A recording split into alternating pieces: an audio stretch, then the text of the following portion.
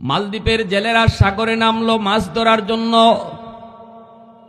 হঠাৎ করে দেখে কাঠের উপরে একটা সুন্দর বালক সাগরে ভাসতেছে।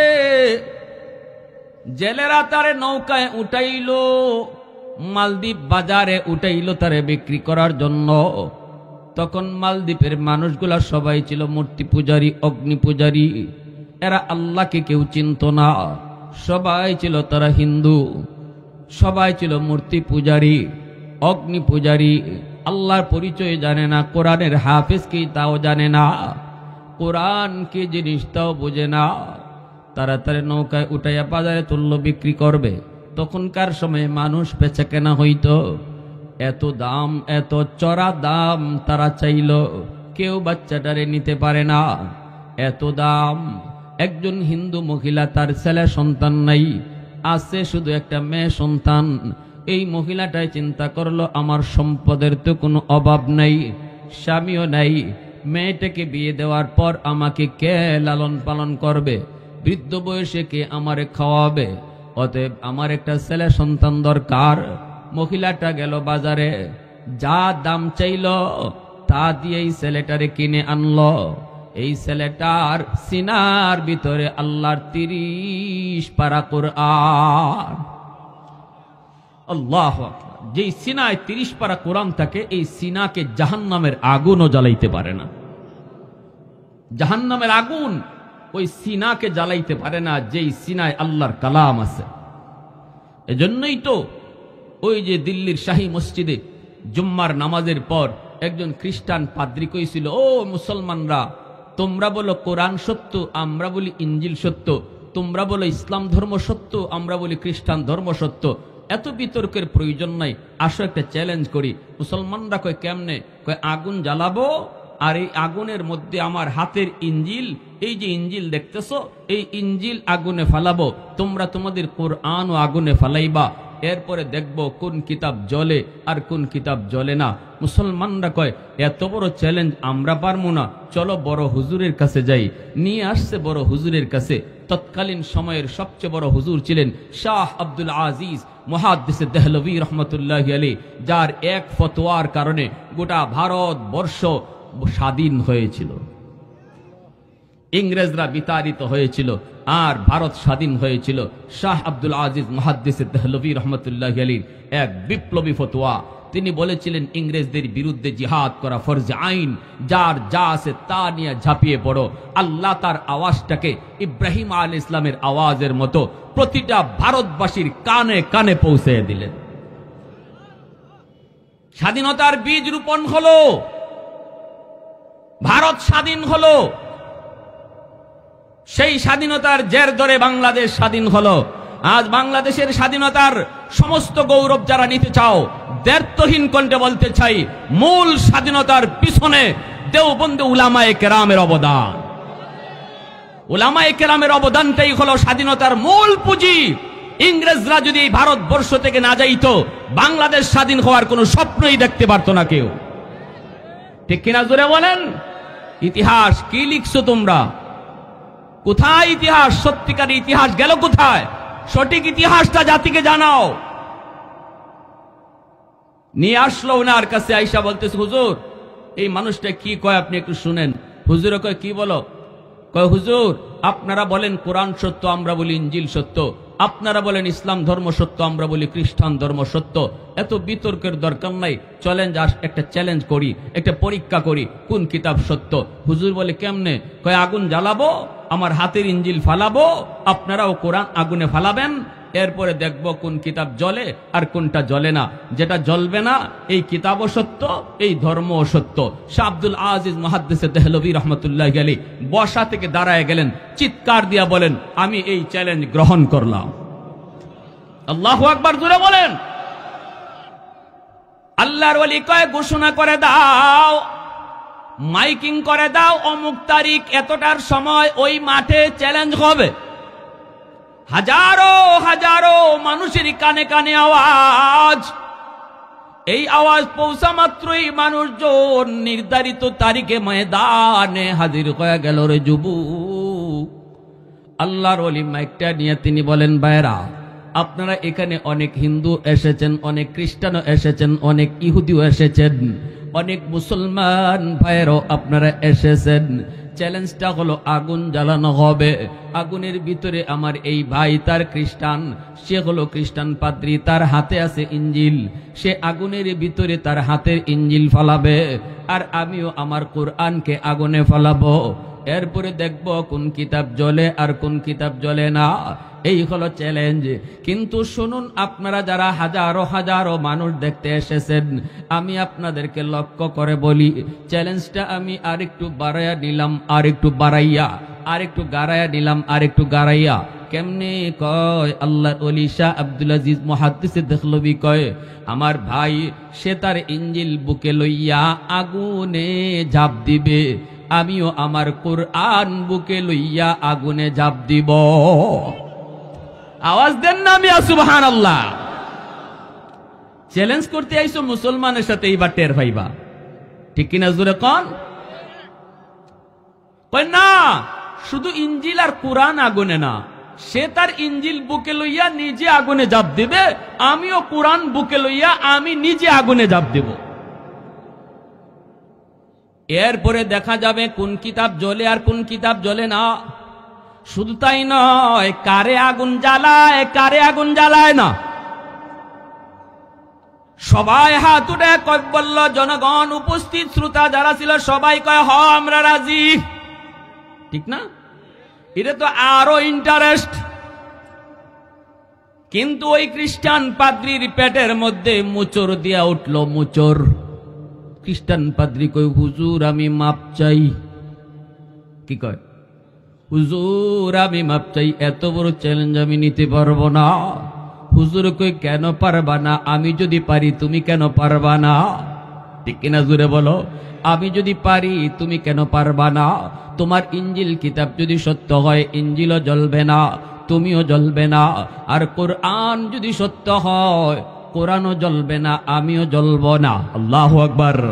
কিন্তু ওই খ্রিস্টান পাদ্রী কয়, হুজুর আমি মাপ চাই, হুজুর আমি মাপ চাই, আমি পারবো না। হুজুর কই, কেন পারবা না? দেখো হাজারো জনগণ সবাই রাজি, তুমি কেন রাজি না?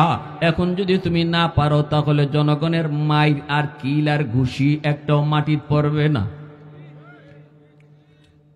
কয়, হুজুর আপনি আমারে বাঁচান, বাঁচান।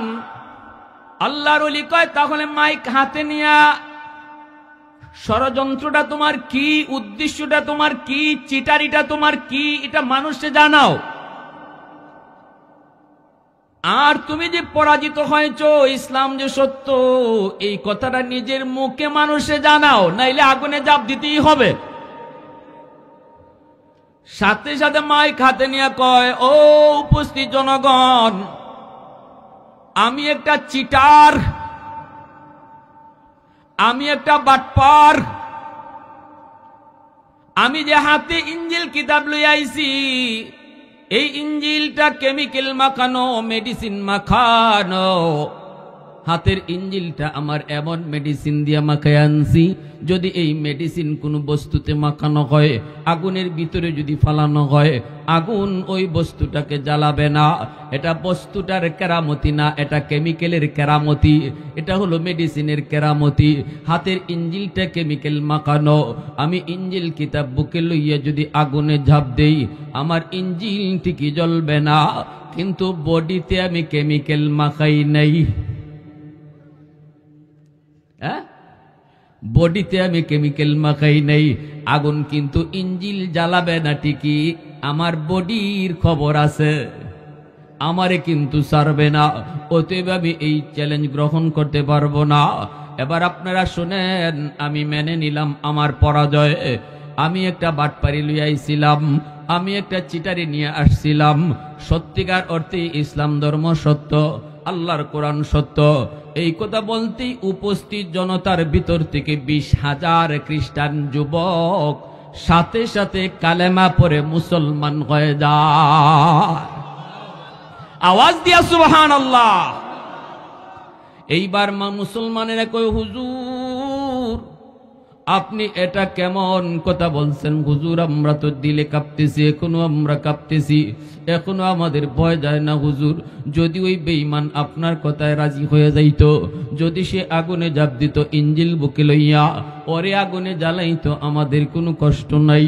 কিন্তু হুজুর আপনি যদি কোরআন বুকে লইয়া আগুনে ঝাঁপ দিতেন আর আগুন যদি আপনারে জ্বালাইতো, তাহলে আমরা আপনাকে কোথায় পাইতাম? আমরা তো আপনাকে হারাইতাম। এই কথা বলতে আল্লাহর ওলির চোখ থেকে দর দর করে পানি পড়ে, আর কয় মুসলমানেরা রে একটু শুনো, আমার আল্লাহ বলেছেন, আমার নবীও বলেছেন, যেই বুকের মধ্যে কোরআন থাকে এই বুকটারে, এই সিনাটারে জাহান্নামের আগুনও জ্বালায় না। আমার এই সিনার ভিতরে 30 পারা কুরআন, আমার 100 ইয়াকিন ছিল, 100 ইয়াকিন ছিল। আমি যদি কোরআন বুকে লইয়া আগুনে ঝাঁপ দিতাম, তাহলে কোরআনের খাতিরে আগুন আমার পশমটাও জ্বালাইতো না। এজন্য বলি যুবক, একজন হাফেজের বাবা হওয়া ভাগ্য লাগে রে, একজন হাফেজের মা হইতে বড় ভাগ্য লাগে। ওই যে হাফেজ কোরআন, সে হিন্দু মহিলার ঘরে গেল, মহিলাকে মা কয়, মহিলাও তারে ছেলে কয়, বোনটাও তারে ভাইয়া কয়। এইভাবেই দিন চলছে। হাফেজ সাহেব নিজের পরিচয় দেয় না মহিলারে, সে যে একজন হাফেজ কোরআন। এইভাবেই চলছে, বড় মায়া, বড় আদর। অল্পদিন পরেই সন্তান দেখতেছে মায় কান্দে, মায় কয় বাবা বাবা আমি কান্দতেছি বড় একটা দুঃখে। হাফেজ সাহেব কয় মা তুমি কেন কান্দ?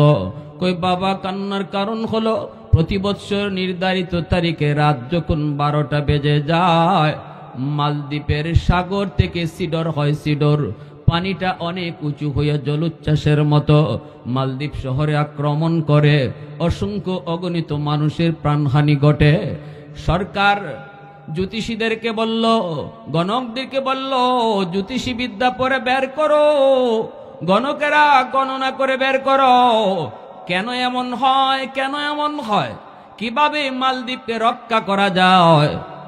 সাথে সাথে জ্যোতিষীরা জ্যোতিষী বিদ্যা পরে বের করলো, গণকেরাও জানায় দিল এটা একটা খবিস জিনের কারসাজি। যদি এই সিডর থেকে মালদ্বীপকে বাঁচাইতে হয়, তাহলে একজন কুমারী সুন্দরী মেয়েকে রাম মন্দিরে রেখে দিতে হবে, যেই মন্দিরটা সাগরের পারে। এই মন্দিরে যদি একটা কুমারী সুন্দরী মেয়েকে রেখে দেওয়া হয়, তাহলে সিডর হবে না। কিন্তু সকালবেলা মেয়েটাকে আর জীবিত পাওয়া যাবে না, সকালবেলা তার লাশ আনতে হবে, লাশ। সরকার এই কথা শোনার পর বলতেছে, শহরের যত সুন্দরী কুমারী মেয়ে আছে তাদের তালিকা তৈরি করো, লটারি দেওয়া হবে। প্রতি বৎসর লটারিতে দেওয়া হয়, সুন্দরী মেয়ে যার নাম উঠে তারই এই মন্দিরে রেখে দেওয়া হয়। সিডর হয় না, জলোচ্ছ্বাস হয় না, কিন্তু মেয়েটার লাশ হিসাবে ফিরে, মেয়েটাকে আর জীবিত পাওয়া যায় না। এই বছর লটারি দেওয়া হয়েছে, আমার কলিজার টুকরা মেয়েটার নাম লটারিতে উঠছে। বাবা তুমি বলো, যেই মেয়েটাকে এত আদর করে বড় করেছি রে, এত মায়া করে যেই মেয়েটাকে লালন পালন করেছি, আজকে আমি মার চোখের সামনে মেয়েটাকে লাশ হিসাবে দেখব, জিনের ভোগ দেওয়া হবে, আমি মা সেটা কেমনে সইব? এজন্যই মায় কাঁদতেছি। হাফেজ সাহেব কই মাগো তুমি কেঁদো না, সমাধান আমি দেব, আমার বোনের কোনো ক্ষতি হইতে দেব না, আবার সিডরও হবে না, তুমি কোনো টেনশন করো না। আমার বোনটারে নানার বাড়ি পাঠায় দাও, আর বোনের জামা কাপড় পরাইয়া আমাকে মেয়ে লোক বানায়া বসায়া রাখো, ওরা আমাকে মেয়ে লোক মনে করে মন্দিরে দেয় রেখে দিক, এরপরে যা হয় আমি বুঝবো। মহিলায় কয় না বাজান, না না না, আমি তোমাকে হাতছাড়া করতে পারি না রে বাবা, না, আমি বৃদ্ধ হলে আমাকে কে পালবে, কে খাওয়াবে, আমি বড় আশা করে তোমাকে আনছি। হাফেজ সাহেব কয় মা টেনশন করো না, আমার কোনো ক্ষতি হবে না গো মা। সিডরের মধ্যে যেই পাওয়ার, জিনের কাছে যেই পাওয়ার, এর চেয়ে 1000 গুণ বেশি পাওয়ার আল্লাহ আমার সিনায় রাখছে। মহিলা তো অবাক, মহিলা কই বাবা কিসের পাওয়ারের কথা বলো, বুঝি না বুঝি না। হাফেজ সাহেব কই বুঝতে হবে না, ও মা আমার সিনার মধ্যে আমার মালিকের 30 পারা কুরআন। এই কোরআনের পাওয়ার জিনের পাওয়ারের চেয়ে, সিডরের পাওয়ারের চেয়ে হাজার হাজার গুণ বেশি। মেয়ে লুকির পোশাক পরে হাফেজে কোরআনকে বসায় রাখা হলো। এর যুবক, হাফেজে কোরআনকে মেয়ে লুকির পোশাক পরে বসায় রাখা হলো। বোনের জামা কাপড় পরাইয়া বোনটারে নানার বাড়ি পাঠাইয়া হাফেজ শাহ পালঙের মধ্যে বসা। সন্ধ্যা হলে পরে সরকারি সৈন্যরা আইসা, আর্মিরা আইসাই জোর করে ধরে নিয়ে যাবে। দরজার সামনে আইসা নক করল সরকারি ফৌজ। মা দরজা খুইলেই দেখি আর্মিরা হাজির, মেয়েটাকে ধরে নিয়ে যাবে। হিন্দু মহিলা হাফেজে কোরআনের কথা এতটা বুঝে না, কোরআন কি জিনিস তাও বুঝে না, কোরআনের শক্তি কেমন তাও জানে না। আল্লাহর কালামের পাওয়ার আছে নিনা নাই? আরো যেরকম আছে নিনা নাই? আমাদের সিলেটের একজন বহুত বড় বুজুর্গ আছিলেন, নুরুদ্দিন ঘরপুরি রহমতুল্লাহি আলাইহি। ইনি শনি মঙ্গলবারে মানুষকে ফু দিতেন, বোতলের মধ্যে পানি ফোড়া দিতেন। কেমনে? হাজারো হাজারো মানুষ জমা হয়ে যাইত। হুজুরে কেমনে পানি ফোড়া দেবেন সবাইকে? মাদ্রাসার সামনে একটা বিশাল বড় পুকুর ছিল, এই পুকুরের মধ্যে ফু দিয়া হুজুর চলে যাইতেন কাজে, আর বলতেন তোমরা এই পুকুরের যে কোনো জায়গা থেকে পানি নাও। পুকুরের যে কোনো জায়গা থেকে পানি নিত, কাজ হয়ে যেত। আল্লাহু আকবার। একজন মানুষ সিলেট থেকে আসছে, লন্ডন থেকে আসছে, এসে বলতেছে হুজুর আমি বড় শখ করে আসছি, আপনার কাছ থেকে এক জগ পানি নিব, পানি ফোড়া নিব। হুজুর কয় আমি তো পুকুরে ফু দিলাম, এখান থেকে নিয়ে যাও। কয় হুজুর আমার ইয়াকিন হয় না। কেন? কয় হুজুর আপনি পুকুরের এই কোনায় ফু দিছেন, ওই কোনায় ফু যায় কি করে? তো হুজুর বলেন আচ্ছা তো ইয়াকিন হবে, তুমি ধরো তোমার এই জগে আমি নিজেই একাই ফু দিমু, বা তোমার জগটাতেই শুধু ফু দিমু, কিন্তু ধরো ভালো কইরা। কাচের জগ ছিল, আমার উস্তাদরা পাশে বসা আছিলেন, সবাই দেখছেন। এইভাবে কাচের জগটা সেইভাবে ধরছে, আর হুজুর বলতেছেন ভালো করে ধরো, ভালো করে ধরো যেন না পড়ে। কয় হুজুর ধরছি তো। কাচের জগের মুখটা 2 হাত দিয়ে এইভাবে ধরছে, আর আল্লাহর ওলি যে কোরআনের আয়াত পড়ে ফু দিছেন, দেওয়া মাত্রই এই ফুর মধ্যে এত পাওয়ার ছিল, কাচের জগ টাস টাস করে ব্যঙ্গে মাটিতে সব পানি পড়ে গেল। আল্লাহু আকবার, জোরে বলেন। আল্লাহর কালামের আসর আসেনি না নাই? হ্যাঁ, আল্লাহু আকবার। মহিলায় কয় বাবা সরকারি সৈন্য এসে পড়েছে, দেখেই তো মহিলার কলিজায় ভয়। মহিলায় কয় রাম রাম রাম। হাফিজ সাহেব কয় মা রাম রাম কয়া লাভ নাই, রামে কাম হবে না।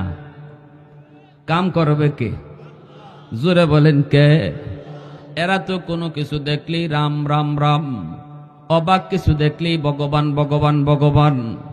কইতে দেরি হয় না। বটগাছের বয়স কত? কয় 100 বছর। কইতে এটাই ভগবান। তুলসী গাছ কয় এটা কি হয়? কয় অনেক রোগের কাম দেয়। কয় তাহলে তুলসী গাছও ভগবান? হ্যাঁ, এইভাবে গাবি কইডেও ভগবান কেমনে? কয় দুধ দেয়, উলান কাটলে পরে দুধ পাওয়া যায় না, তাহলে গাবিও ভগবান, গঙ্গা নদীও ভগবান। ভগবান কইতে কইতে বানাইতে বানাইতে বানাইতে বানাইতে আসিল শুরুতে কাবা শরীফে 360টা, আর এখন হইছে 33 কোটি। কয় কোটি? হ্যাঁ, আগুনও ভগবান। উসমান হারুনি খাদেম নিয়ে রওনা দিছে, কয় বাবা একটু দেখতো আগুন নি পাওয়া যায়, আমি অজুর পানিটা গরম করব। খাদেমে পাইছে কিছু মানুষ আগুনের পূজা করে, যে বলতেছে ভাই একটু আগুন দিবা, আমার উস্তাদ আগুন দিয়ে অজুর পানি গরম করবে। কয় না, মুসলমানরা আমরা আগুন দেই না, কারণ আগুন আমাদের ভগবান, আগুনের পূজা করি। উসমান হারুনি নিজে আসছে, আইসা কয় বাবা দেও না একটু আগুন। কয় না, বললাম তো দিব না। কয় কেন দিবা না? কয় আগুনের পূজা করি। কেন পূজা করো? কয় বাপদাদা করছে। কেন করছে? কয় যদ্দূর জানি দুনিয়াতে আগুনের পূজা করলে মরণের পরে আগুন জ্বালাবে না, একটু মায়া করব, একটু আদর করব। উসমান হারুনি কয় তাহলে তো আরো ভালো, দুনিয়াতে একটু টেস্ট করে দেখো আগুন তোমাদেরকে মায়া করে কি করে না। কয় কেমনে? কয় আঙ্গুল দিয়ে দেখো আগুনে, 60 বছর তো আগুনের পূজা করছো, মনে হয় আগুনে একটু আদর করব, আঙ্গুল জ্বালাবে না। আর যদি দুনিয়াতে আঙ্গুল জ্বালায় তাহলে বুঝবা মরণের পরে বডিও জ্বালাবে। কয় বুঝছি হুজুর, আপনি আইসেন আমাগরে আগুন দিয়ে ফুরায় মারতেন। হুজুরে কয় না না, ফুরায় মারার জন্য আসি নাই, যা বলার ঠিক বলেছি। কয় না, আগুনের স্বভাবই তো জ্বালানো, আগুন তো সব জ্বালাবেই। উসমান হারুনি কয় না, আগুনের স্বভাব জ্বালানো নয়, আগুন চাইলেই যদি জ্বালাইতে পারতো তাহলে ইব্রাহিম খলিলকে আগুন কেন জ্বালাইল না? তোর পাহাড়টা জলে ছাই হয়ে গেল, অথচ মূসা নবীর পশমও আগুনে জ্বালাইল না। কেন আগুন তাদেরকে জ্বালাইল না? আগুনের নিজস্ব কোনো ক্ষমতা নাই, আগুন তার মালিকের আদেশে চলে। এই কথা বলতে অগ্নি পূজারীরা কয় মৌলবী মূসা বুঝি না, ইব্রাহিম বুঝি না, আমরা বর্তমান বুঝি। উসমান হারুনি কয় তাহলে বর্তমানেও দেখো। এই বইলেই তিনি ছোট্ট একটা বাবুরে কুলে নিয়া একটা লাফ দিয়া আগুনের ভিতরে চলে গেলেন। আল্লাহু আকবার। সবাই তো অবাক হয়ে কই রাম রাম রাম, হাইরে মৌলবী মরছে মরক, মৌলবী জ্বলছে জ্বলক, আমাদের শিশু বাচ্চাটার কি দোষ ছিল, এর কেন আগুনে নিয়ে গেল? হঠাৎ করে তাকায় দেখে আগুনের ভিতরে আল্লাহর ওলি উসমান হারুনি ছোট্ট শিশুটারে নিয়ে তিনি আদর করে চুমুকায় হাসে। আগুন আগুনের মতো করে উড়ে, তাদেরকে টাচ করে না। বেশ কিছুক্ষণ আগুনের ভিতরে থাকার পর আবার আল্লাহু আকবার কইয়া শিশু বাচ্চাটারে নিয়ে তিনি লাফ দিয়া তিনি বের হয়ে আসলেন। এইবার অগ্নি পূজারীরা কয় হায় হায়, আমরা এতদিন পর্যন্ত কাকে ভগবান বলি? আগুন তো বড় ভগবান নয়, যাকে আগুন জ্বালাইতে পারে না সে তো বড় ভগবান। ওই যে ভগবান বাড়ায়, এইভাবে বাড়াইতে বাড়াইতেই 33 কোটি হয়েছে। এখন ওনাকে সেজদা দেওয়া শুরু করছে। উসমান হারুনি লাঠি দিয়ে আঘাত করে, রে আহমকের দল, এ বেকুফের দল, আগুন যে আমাকে জ্বালায় নাই এটা আমার কোনো কৃতিত্ব না, আমার কোনো বাহাদুরি না, আমি আগুনের মালিকের পূজা করি, আগুনের পূজা করি না। তোমরাও যদি আগুনের পূজা না কইরা মালিকের পূজা করো তাহলে আগুন তোমাদেরকেও জ্বালাবে না। সাথে সাথে উপস্থিত সবগুলা অগ্নি পূজারী আল্লাহর ওলি উসমান হারুনির হাতে হাত রেখে কালেমা পড়ে মুসলমান হয়ে যায়। হাফেজে কোরআন কয় মা রাম রাম কইও না, রামে কোনো কাম হয় না। সাথে সাথে মা নীরব। সরকারি ফৌজেরা ঘরের ভিতরে ডুইকা দেখে পালঙের ভিতরে বসা একটা সুন্দর বালক, এত সুন্দর তার চেহারা, কোনদিন তারা মালদ্বীপে এত সুন্দর মানুষ দেখে নাই। বলুন তো, চেহারা তো সুন্দর হবেই, কারণ এই বাচ্চাটার জন্ম তো মালদ্বীপে নয়, জন্ম হলো মক্কায়, যেখানে আমার নবীর দেশ। এজন্য চেহারাটার ভিতরে এত মায়া, এত আকর্ষণ। সরকারি সৈন্যরা কয় এত সুন্দর মেয়ে তো কোনোদিন দেখি নেই। এ যুবক, আমার ওয়াজটা বুঝে থাকলে বলেন এটা ছেলে না মেয়ে? হয় নাই? পিছনের বাইরা কয় নাই, জোরে কও ছেলে না মেয়ে? ছেলে, কিন্তু পোশাক পরছে মেয়ে লোকে। এরা তো বুঝে না, দাড়ি মুছ নাই, বুঝার তো কোনো কুদরত না। এখন শুরু হবে আল্লাহর কালামের পাওয়ার। মনোযোগ কার কার একটু হাত ওঠে, একটু আল্লাহরে দেখা। আল্লাহ কবুল করো, জোরে কোন আমিন, আরো জোরে আমিন। আল্লাহ পাক কয় জানোনি, আল্লাহ পাক কয় জানোনি এই জমিনের ভিতরে যেই পরিমাণ গুনাহ হয়, অত্যাচার হয়, জুলুম হয়, বহু আগে জমিন মানুষকে খেয়ে ফেলতো, বেনামাজিকে জমিন গিলে ফেলতো, সুদকুরকে জমিন গিলে ফেলতো, ঘুষকুরকে জমিন গিলে ফেলতো। জমিন প্রতিদিন আমি আল্লাহর কাছে আবদার করে, এরে নাটুরের মানুষ, আপনাদের নাটুরের জমিনটাও প্রতিদিন আল্লাহর কাছে আবদার করে, আলা কুল্লা ইয়াউমিন ওয়াল আরদু ইস্তাজিলু রাব্বাহু। জমিনে কই মালিক, আর কত নাফরমানের হাঁটা আমি দেখব, আর কত বেনামাজির পায়ের বোঝা আমি নিব।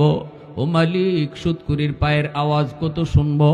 ও জমিন, আল্লাহ পাক কয় রে জমিন থাম, তোর কি ইচ্ছা একটু তুই ক।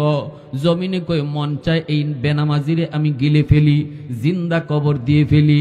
ও মালিক, অনুমতি দাও, আসবিরু মাতা আসবিরু, কত কাল আর আমি ধৈর্য ধরব, আমার আর ধৈর্য কুলায় না গো আল্লাহ, আর কত আমি নাফরমানের অহংকারী হাঁটা দেখব, অনুমতি দাও, অনুমতি দাও, সুদকুর গুসকুরকে আমি জিন্দা কবর দিয়ে ফেলি। আল্লাহ পাক রব্বুল আলামিন কয়, শুধু জমিন নয়, সাগর মহাসাগরগুলিও প্রতিদিন আমি আল্লাহর কাছে আবদার করে। কক্সবাজার সমুদ্র সৈকতের পারে যায় কত যুবক অন্যায় করে, জুলুম করে, নাফরমানি করে, সাগরের পানি চেয়ে চেয়ে দেখে, গেছে বেড়াইতে করে অন্যায়, ঠিক কিনা জুড়ে বলো। সাগরের পানি আল্লাহর কাছে আবদার করে, মালিক আমি পানি আর কত গুনাহ দেখব, আর কত নাফরমানি দেখব। ওই নাফরমানগুলি জমিনটারে নাপাক বানায় ফেলছে। আল্লাহ আমি পানিকে তুমি অনুমতি দিবানি, ওই নাফরমানগুলাকে আমি ডুবায় ফেলবো, ওই জমিনটারে আমি পাক বানায় ফেলবো। আল্লাহ তুমি অনুমতি দিবানি। মুহূর্তের ভিতরে আমি কত উশৃঙ্খল হই, নাফরমান দেখে জানে 10 তলা বিল্ডিং আমি পানি ডুবাই দিতে পারি। আল্লাহ সব কিছু এই নাফরমান জানে, এরপরও কিন্তু আমি পানিরে দেখায় দেখায় গুনাহ করতেছে, নাফরমানি করতেছে, আর কত দেখব। আল্লাহ অনুমতি দাও, সবগুলিরে আমি গিলে ফেলি। আল্লাহ পাক রব্বুল আলামিনের কলিজায় কত মায়া, কত দরদ তোমার আমার জন্য রে যুবক। আল্লাহ তখন জমিন রে ধমক দিয়া কয়, আরে জমিন ভালো করে শুন, আমি আল্লাহ দেখতেছি জমিনে কত গুনাহ হয়, কত অত্যাচার হয়, কত জুলুম হয়, কত নাফরমানি হয়, এরপরও আমি নগদ কেন ধরি না জানোনি? কারণ এই মানুষকে আমি আল্লাহ বড় আদর করে বানাইছি। আসমান আল্লাহ বানাইছেন কুন ফায়াকুন বইলা, জমিন আল্লাহ বানাইছেন কুন ফায়াকুন বইলা, ফেরেশতা আল্লাহ বানাইছেন কুন ফায়াকুন বইলা।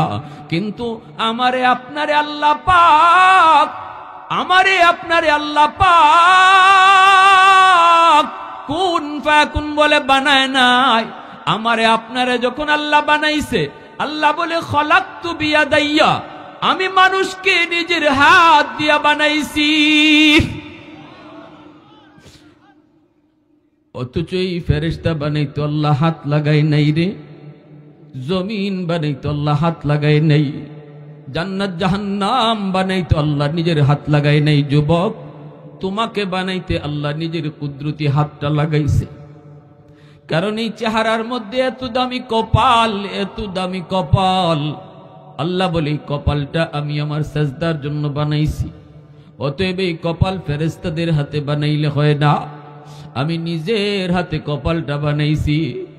আল্লাহ কয়, জমিন যতদিন পর্যন্ত এই জমিনে হাফিজে কোরআন থাকবে, যতদিন পর্যন্ত মানুষ মাদ্রাসাকে মহব্বত করবে, যতদিন পর্যন্ত এই জমিনে আমি আল্লাহর কালামের আওয়াজ উঠবে, ততদিন পর্যন্ত এই জমিন আমি টিকায় রাখবো। জোরে কোন সুবহানাল্লাহ। মাদ্রাসা যতদিন থাকবো, হাফেজে কোরআন যতদিন জমিনে থাকবি, কোরআনের আওয়াজ চলবে, আমি আল্লাহ জমিন টিকায় রাখবো। ওই গুনাহগার বান্দার গুনাহ আমি দেখতেছি, অপেক্ষা করি কোথায় কোন জায়গায় মাহফিলে বইসে চুকির পানিটা ফেলায়, আল্লাহ ভুল করেছি, আল্লাহ জীবনে বহু ভুল করেছি, যৌবনকালটা গুনায় কাটাইছি। অথচ ডান দিকে তাকাইলে দেখি আমার বন্ধু কবরে শুয়ে রইছে, বামে তাকাইলে দেখি আমার বন্ধু কবরে শুয়ে রইছে। আল্লাহ ভুল করেছি, আর জীবনে নাফরমানি করব না গো, আর জীবনে নামাজ ছাড়বো না, হারাম কাজ করবো না। আল্লাহ কইরে, জমিন ভালো করে শুন, আমার বান্দা এমন তওবা করার সাথে সাথে আমি তার পিছনের জীবনের সব গুনাহ মাফ করে দিমু। এজন্যই ওই হাফেজে কোরআন কয়, মা টেনশন তুমি কইরো না, আমাকে বিদায় দাও। সরকারি ফৌজেরা তারে ধরে নিয়ে যাইতেছে। হাফেজ সাহেব কয়, আমায় টাচ করা লাগবে না, আমি নিজেই যাব। নিজেই তারে নিয়ে যাইতেছে, যাইতেছে যাইতেছে সাগরের পারে সেই রাম মন্দির, মন্দিরে রাইকে সরকারি সৈন্যরা চলে আসলো। হাফেজে কোরআন মন্দিরে ডুইকা মহিলাদের পোশাকটা খুইলা, ভিতরে তার নিজের পোশাক, হাতের মধ্যে ছিল জায়নামাজ, জায়নামাজটা মন্দিরের ভিতরে বিছায়া দিল। এই জায়নামাজে সেজদায় পড়ে আল্লাহর কাছে কান্দার কয়, মালিক আজকে প্রমাণ হবে জিনের পাওয়ার বেশি নাকি তোমার কালামের পাওয়ার বেশি। মালিক আজকে প্রমাণ হবে পানির পাওয়ার বেশি নাকি সূরা ইয়াসিনের পাওয়ার বেশি। যখনই রাত 12টা বেজে গেল, পাগলা ঘন্টা বাজানো হয়েছে বাদশার পক্ষ থেকে। আছে তো মনোযোগ সবার, আছে তো নাকি ঘুম পাইতেছেন আপনি? সজাগ আছেন সবাই? লা ইলাহা ইল্লাল্লাহ, জুরে লা ইলাহা ইল্লাল্লাহ।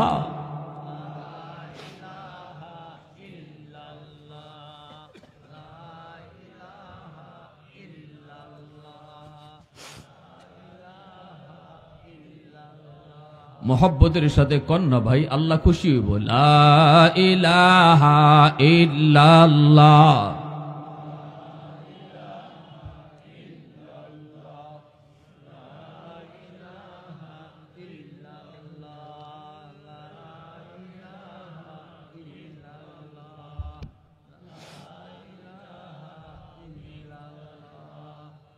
লা ইলাহা ইল্লাল্লাহ।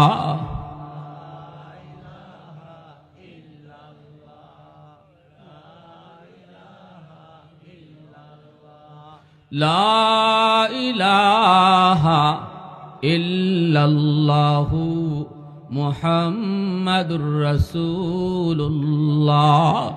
জুরে বলি সাল্লাল্লাহু আলাইহি ওয়াসাল্লাম। ये जिक्र खुदा दिल में सदा रखने दिया कर,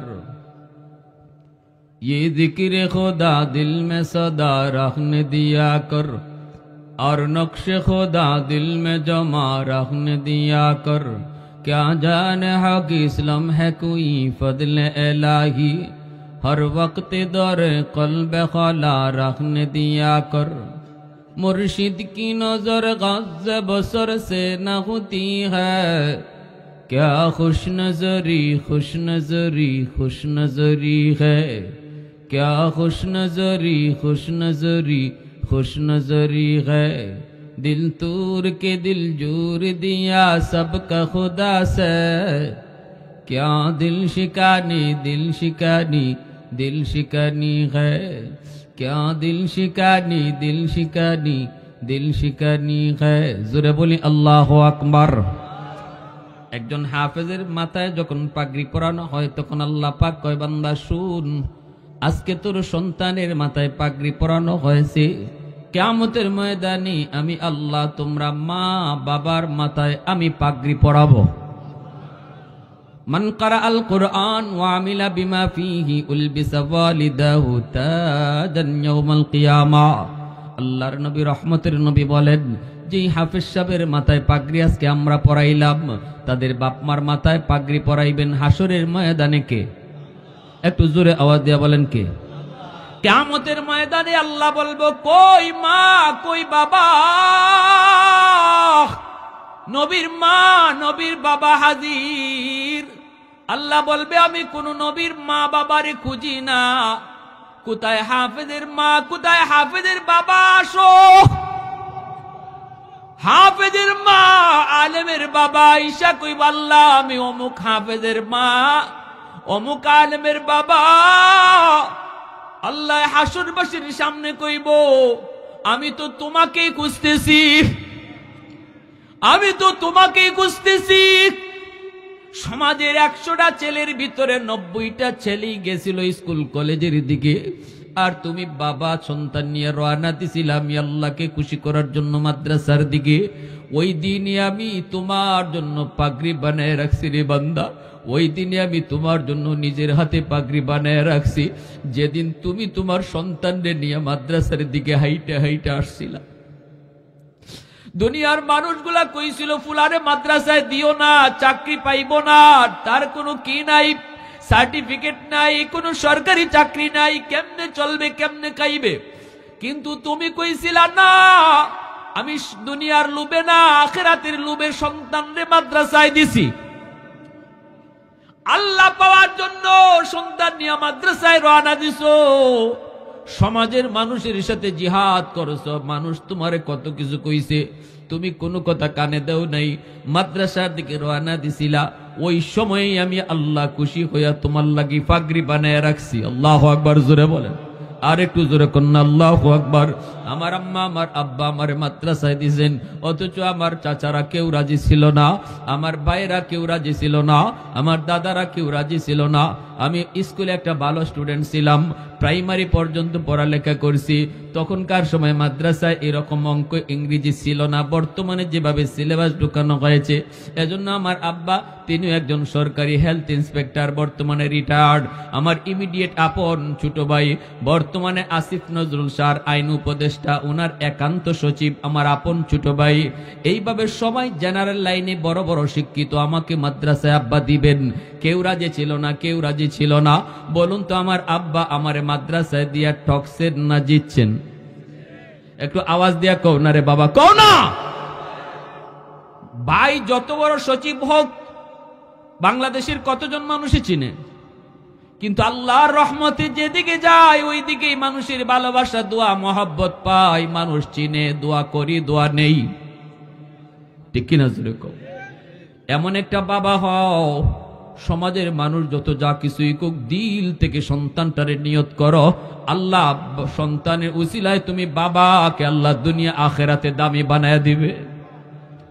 হাসরের মাঠে আল্লাহ হাফেজের বাবার নাম ধরে ডাক দিবে না, হাসরের মাঠে আল্লাহ আলেমের মার নাম ধরে আল্লাহ ডাক দিবে না, সবাইকে আল্লাহ নাম ধরে ডাক দিব, ও আব্দুল করিম, ও আব্দুর রহিম, ও আব্দুল জব্বার। কিন্তু হাফেজের মা বাবারে আল্লাহ ডাক দিব, ও হাফেজ সাহেবের মা। আস্তে কর, আস্তে কর, আল্লাহু আকবার। ও মুফতি সাহেবের বাবা। এইভাবে আল্লাহ হাসরের মাঠে সম্মান দিয়া আলেম হাফেজের বাপ মারে আল্লাহ ডাকবো। মানুষের সামনে আল্লাহ এত ইজ্জত দিব, এত সম্মান দিব, এত সম্মান দিব। মনটাই কি চায় না? মনটাই কি চায় না আল্লাহর হাতে পাগড়ি পরতে? কার কার মন চায় একটু হাতটা উঠে আল্লাহরে দেখাও। আল্লাহ তুমি